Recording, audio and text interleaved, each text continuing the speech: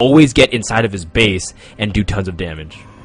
Yeah, that's so true. And to talk about cutting corners, EGAxslav actually going for the Nexus before the Forge. He scouted this was a Speedling expand, and the timing is going to be really close here. The one thing I will say is viOlet probably doesn't expect the Nexus first, so he's going to use his early Zerglings to deal with this probe instead of sending them straight across the map, and that should give EGAxslav the time he needs to get his cannon in place. Yeah, so, I mean, he's going to actually be okay, I feel, as long as he can, again, just not... he just has to make sure he doesn't get infiltrated again. Those Zergling spies so deadly. And, I mean, viOlet, he's been playing... I mean, I feel like it's a scenario where viOlet says, okay, you know, I'll try to see if I can poke with these Zerglings. And he says, oh, he has a hole. I can just go in. And, I mean, that's pretty much what the story's been of the series. EGAxslav, though, does a good job stalling for at least a little bit. And with this cannon, should be okay. And it looks like we can actually finally see EGAxslav reset to a comfortable position that he's used to. Yeah, EGAxslav putting that pylon down in viOlet's natural is actually for two purposes. A, it obviously denies the expansion for just a little bit longer, and it also delays these Zerglings long enough that he can get his wall completed. And we see he cancels that gateway, puts a Cybernetics core down instead. You know, EGAxslav actually looking pretty strong early in this game. His Nexus is already up, so that early risk by EGAxslav paying off. I mean, viOlet's hatchery isn't even halfway done at this point.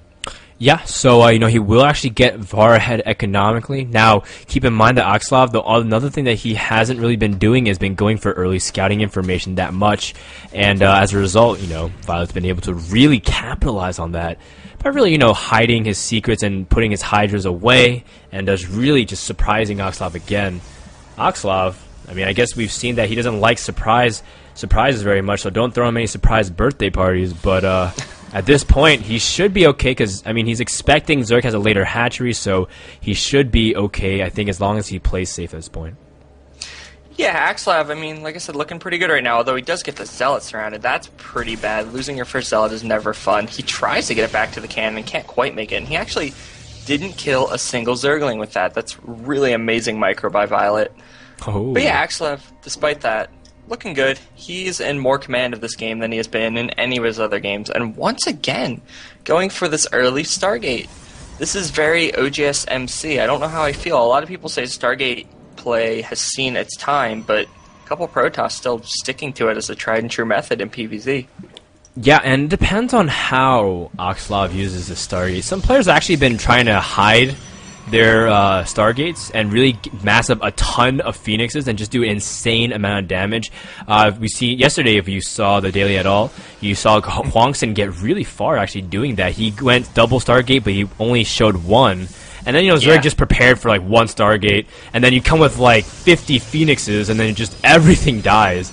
And you all of a sudden get destroyed. So it's an interesting situation because a lot of Protoss are trying to reincorporate Stargate into their play, because I feel like Zergs, they've been figuring out Stargates, man. If they see a Stargate coming and they prepare adequate defenses, you're just stuck with a useless tech that really doesn't do anything until late game. Yeah, that is so true. And I do want to point out, killing that Overlord was actually brutal. Because look, our Zerg player he just now started another Overlord. This is something I always yell at Zergs for. If you know you're sending that Overlord scout in to die, you should definitely already have another Overlord started. So, you know, it doesn't lose the game, but for any novice players out there watching, that is an absolutely brutal mistake. But we see viOlet taking, you know, he's going up the layer, getting a couple Spore Crawlers. I want to point out, once again, he's not going for an early third like most Zergs would. Most Zergs, when they see that fast expand, drop a third hatchery almost immediately. viOlet, though, is going for this tech-heavy play. Yeah. So, I mean, viOlet shown that he's just not afraid to go for that very, very fast layer, and he's going for a Roach Warren this time, so a little bit of variation, and but Hydra Den too. There is the Hydralisk Den. And, I don't know, man, I guess he loves his H button there. So, I mean, viOlet with Roach Hydras off 2 base, I feel like EGAxslav could be okay, but again, he's going for a Void Ray. He's not going to be able to see too much information, but, I mean, we'll see how EGAxslav responds here. Yeah, if EGAxslav had actually flown into the natural instead of the main, he would have gotten a full scout off. Instead, though, you know, he was looking for any bit of damage he could do, which he can't actually do any damage. That's huge to deny this early Void Ray damage, but, Yeah, he once again has no idea this is coming. We see ventral sacks being researched once again, ton of speedlings being produced, Glau reconstitution, and a baneling nest. Oh man, this is going to be interesting. Yeah, I mean, viOlet has shown a layer, though. That, I mean, actually he wasn't shown. He was peeked upon.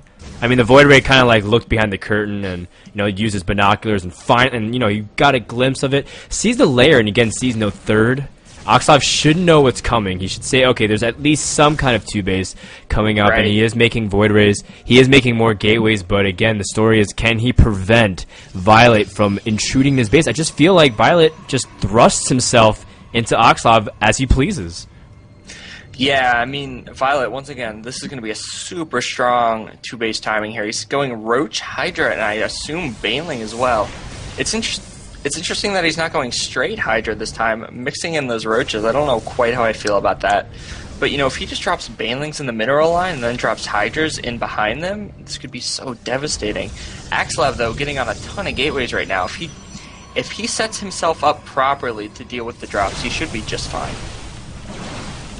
Yeah, so I mean, it should be okay as long as he's prepared. He doesn't control any tower, though. He's been going across the map. He sees the Hydras, though, with his Void Ray, and now he is going to run as fast as possible. And looks like right now, EGAxslav, I mean, he's going to be very cautious to protect his base. In fact, he's going along the sides of his main, does not want to get caught again. And, I mean, EGAxslav, in fact, he's going on the counter-offensive. Has to actually be careful because... that's a risky play because we've seen last time when he went on the counteroffensive, he got caught again and just lost everything at his base. Yeah, I am so surprised by this. He knows his opponent doesn't have a third base. He knows he's ahead economically because of that. There's no need to be pushing out right now for EGAxslav. He's getting really greedy. He just needs to set himself up for whatever all-in is coming here, and if he misses it, he's going to be in absolutely huge trouble, although depending on where these Overlords go, the Void Rays could fly right into them. Yeah, so I mean the Void Rays, I mean it's gonna be a little bit of a luck factor in terms of just being able to find out where they are. But EGAxslav sees that third base finally going up, and he says, "Okay, I can deny this, turtle up." But oh man, does not want to separate his Void Rays again too far from his army here. Yeah, those Void Rays are absolutely crucial to the army he has here, which is a gateway only army. And oh, here comes the drop. It's gonna be followed by a ton of units. EGAxslav flying his Void Rays in actually forces viOlet to pull back for just a second, which is nice, but I don't know, man. Just gateways against this kind of army, it's going to be so hard to deal with. Oh, he does have a Stalker controlling that bottom tower, sees the entire force, has to be careful, does not want to, he sees the Overlords, and that signifies that he should fall back immediately. Force fields back, looks like the Stalkers, they don't have Blink or any kind of thing, and he does drop a good number of the Roaches here. The Void Rays are trying to see if they can go from behind and really sandwich the army. EGAxslav keeping his ball very tight, being pretty efficient. And it looks like viOlet trying to go for the Baneling drops, and here we go, guys. How much damage can the Banelings do? Lots of explosions going off. EGAxslav, though, loses half of his Stalkers to the Banelings, and of course, EGAxslav, he's running back as fast as he can, but the Void Rays not engaging with his army. That's costing him a lot here. Yeah, if he had those Void Rays, he would have been in such better position. And there's still Banelings left. Look at this, 8 Banelings still in those Overlords. He has to sacrifice his third right now. Pulling his probes in enough time, but still these Banelings could drop on enough of them to do devastating damage. Oh wow, so EGAxslav splitting as much as he can. His army is really disorganized right now, and he's really giving up a lot. EGAxslav falling apart here. Where are his Void Rays finally coming back to his main, but is it going to be enough? EGAxslav is losing a lot regardless of what happens. And, I mean, keep in mind, viOlet still, he just got his third hatchery up, so EGAxslav still isn't a decent job, or decent thing supply here, but all the Banelings going after all of the probes.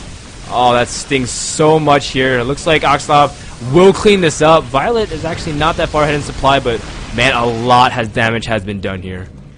Yeah, EGAxslav losing so many probes there. That was beautiful by viOlet. I can't stress how amazing that attack was.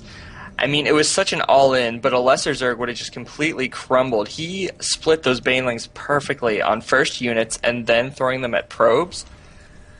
It was great. Although, EGAxslav is not dead. He's still on 2 bases. These Lings could do a ton of damage if they run by here, though. Oh, man. Oh, man, it looks like Colossus should be able to clean up most of them, but regardless, every probe counts at this point. And, I mean, EGAxslav needs to adopt a no probe left behind scenario right now because everything matters. Because, again, it's a game of low economy, and you can't be affording to lose it. And it looks like the Stalkers trying to engage here with the Sentries against the Hydras. Needs to be very cautious here. Needs to get some good force fields, but he's running low here. And, again... if he had one more force field, he could have cut off so many Hydras there, but he didn't use it. He actually had the energy. Now, though, he's got a pretty devastating army. A 2 Colossus, a Void Ray Death Ball here. You know, it's not a max food army, but against Hydra Ling, this is almost the exact counter.